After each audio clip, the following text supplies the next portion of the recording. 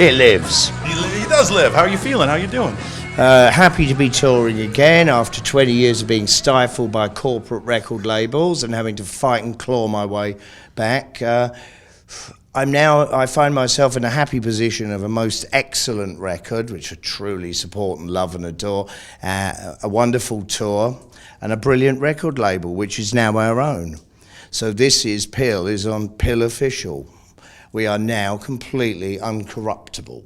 20 years since the last Pill record, so when did the writing for this start? Have you been writing all this time?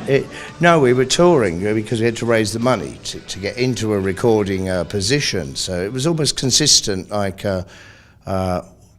touring, until got the money, booked a barn in the Cotswolds, run by Stevie Winwood with a little mixing desk, and more or less free-formed it.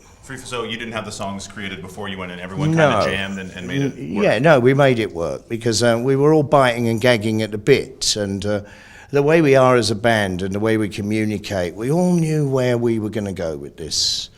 And so there's a lot of head work, and the instrumentalized side of things and the lyrics came very quickly and very naturally. Really? Yeah. Was that always the case for you? As a true Pill situation should be.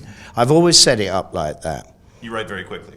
No, it's you have the energy and you're inspired by the fellas you work with. You book the studio and you get in and you enjoy the moment. Well, with Lou in the band, it must be amazing. His guitars look incredible. These weird medieval kind of instruments. They're not guitars. I mean, they're combinations of broomsticks and pots and pans. That's great. You know, from his travels around the world.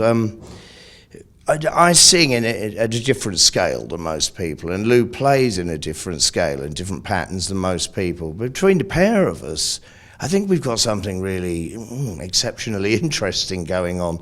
And Lou and Bruce Smith, the drummer, are the two I've worked the longest with in any Pill environment. So for me, it was automatic that I get back together with those two people. They're very, very different musically, but it's those juxtapositions of events, and we really needed a solid bass player, and we got one in Scott.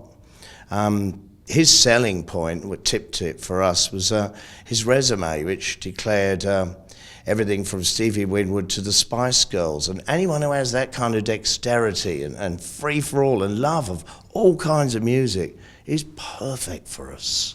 You know, because you've got to get rid of snobbery in music. Is there too much snobbery these days? I think so. Well, how? Why?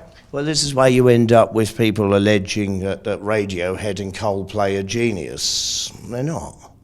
You know, and that's studio monstrous trickery. 5 quick questions, 1-word answers.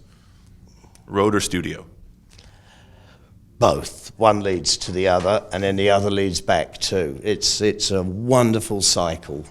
Lennon or McCartney? Lennon. And I've met McCarthy and I really liked him, so that's a puzzlement too. When you hear a song, what usually hits you first? Lyrics, melody, or rhythm?